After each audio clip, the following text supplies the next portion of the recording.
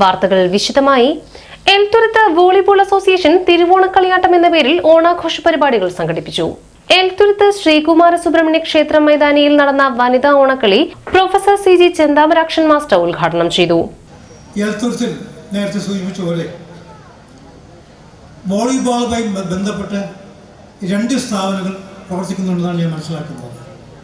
ഒന്ന് volleyball association, 2 Elthuruth volleyball charitable trust. രണ്ടിൻ്റെയും പ്രവർത്തനം വ്യത്യസ്തമാണ്. വോളിബോൾ അസോസിയേഷൻ എന്നുള്ളത് ഈ പ്രദേശത്തെ ചെറുപ്പക്കാരായ കുട്ടികൾക്കും മറ്റും വേണ്ടി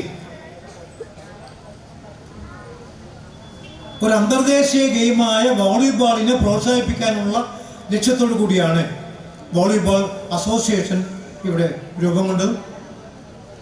അത് ഏകദേശം അത്ര ലെവൽ എത്തിയില്ലെങ്കിൽ തന്നെയും ഒരു പരിധിവരെ ഇവിടുത്തെ എൽത്തുരുത്ത് വോളിബോൾ അസോസിയേഷൻ വിജയിച്ചിട്ടുണ്ട്. അതിൻ്റെ സംഘാടകരെ ഞാൻ അഭിനന്ദിക്കുന്നു. ഒപ്പം തന്നെ എൽത്തുരുത്ത് വോളിബോൾ അസോസിയേഷൻ ചാരിറ്റബിൾ ട്രസ്റ്റാണ്. അസോസിയേഷൻ മറ്റ് അംഗങ്ങൾക്കും ഉണ്ടാകുന്ന കൊടുങ്ങല്ലൂർ ഇൻസ്പെക്ടർ BK അരുൺ മുഖ്യാതിഥിയായിരുന്നു. ശിവജി നടുമുറി അധ്യക്ഷത വഹിച്ചു. KA Vatsala teacher, Parvathi Sukumaran, CS Suvind, IL Baiju എന്നിവർ സംസാരിച്ചു.